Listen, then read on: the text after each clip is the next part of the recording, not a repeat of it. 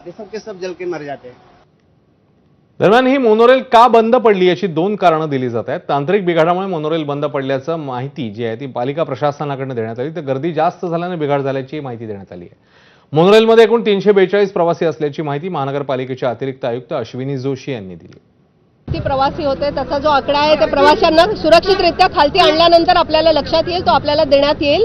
मुंबई महापालिकेच्या नियंत्रण कक्षाला फोन आल्यानंतर 6:38 ला पहिला कॉल आला। त्याच्यानंतर आम्ही सगळे महापालिका आयुक्त महोदय, अतिरिक्त आयुक्त म्हणून आम्ही सगळे लोक तिथेच होतो। त्याच्यामुळे तात्काळ फायर ब्रिगेडला इथे यायच्या सूचना दिलेल्या। 10 मिनिटाच्या आत फायर ब्रिगेडच्या स्नॉर्कल ज्या गाड्या आहेत आपण बघत आहे, ज्या रेस्क्यू करतायत, त्या तिथे पोहोचलेल्या होत्या। परंतु बाजूने जी एक मोनोरेल गेल्यामुळे त्याच्यामध्ये ट्रॅकमध्ये 40,000 व्होल्टचा जवळपास करंट होता। त्याच्यामुळे ती मोनोरेल पुढच्या स्थानकामध्ये पोहोचत नाही, तोपर्यंत विद्युत प्रवाह जो आहे तो खंडित झालेला नव्हता। तो विद्युत प्रवाह खंडित झाल्याचं जसं त्यांनी सांगितलं, त्याच्यानंतर फायर ब्रिगेडनी दरवाजे उघडून ऑपरेशन चालू केलेलं आहे। तर MMRDAचे अतिरिक्त आयुक्त आस्तिक कुमार पांडेंनी काय माहिती दिली तेही बघूया।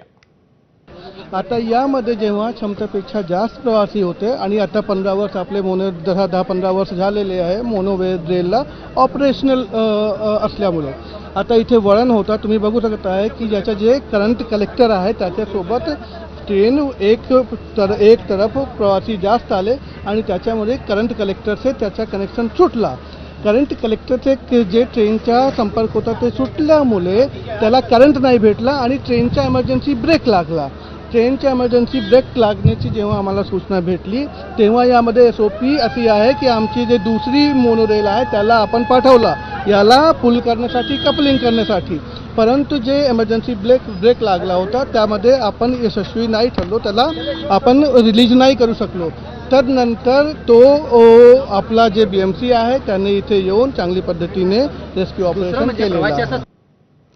तर मोनोरेलमधनं रेस्क्यू केलेल्या लोकांना एका शाळेत ठेवण्यात आलं होतं। या नागरिक